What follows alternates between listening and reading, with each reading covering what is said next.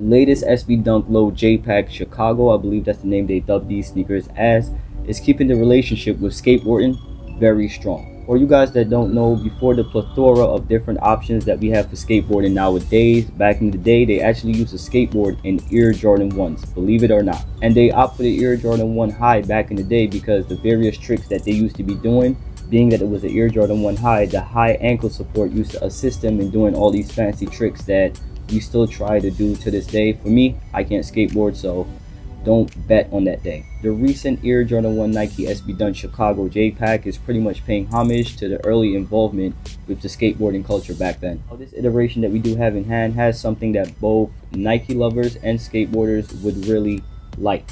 This classic SB Dunk Low is dressed in Chicago Jordan 1 colorway with white and black leather. Find this colorway on a plethora of different silhouettes and iterations of the Air Jordan 1, and it's even put on other sneakers as well because red, white, and black alone carries a very powerful message, especially when it comes to Jordan.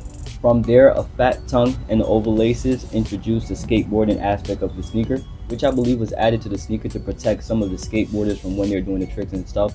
Some of the stuff that I mentioned a little bit earlier in this episode. Currently on the sneaker we have a red insole with bright branding, and it also has zoom ear for added comfortability as they're skateboarding and doing all their tricks and stuff. Normally we really don't see the zoom ear being put on the Air Jordan 1 high, but in this case they do have it for the skateboarders so that they can have that extra cushioning for when they're jumping and landing constantly. On the back of the sneaker we have Nike embroidered in black, which guys appear a little bit bland for me. I just figured they could have changed the black Nike brand into white so that it will pop out even more and you can see Nike from afar. I wasn't really a huge fan of Lows, but I'm appreciating Lows a lot more. I'm learning the stories of these sneakers. They're doing certain things and it have you create an overall appreciation for the sneaker on a higher level. I haven't tried it on this pair yet, but I'm looking at it and I could definitely tell it looks comfortable. The last Nike SB Dunk Low that I actually tried on, remember trying on, was the Travis Scott 1 Low, the collaboration that I did, and the tongue was super fat, very similar to this one, but the comfort levels with that sneaker was really high.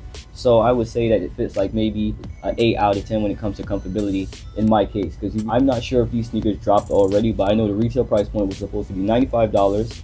I hope it stays there. I hope they don't raise the price point like to $110 like they did with the Jordan 1. It used to be $160, now it's $170. So let's hope they keep it there. Resale projections right now is all the way up to $550. Guys, if you do not have that type of money, you do not have that type of monetary funds, I suggest you guys go directly to a wholesaler and pick up your sneakers because we all know they're coming very, very good.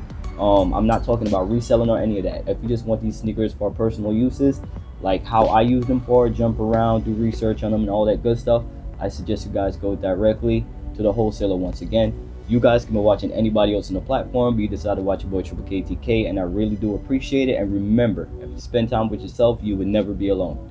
Be easy on it. Life in a world that keeps changing, think that it's progress you're making. Copy and paste pretty faces all the time, pictures so perfect.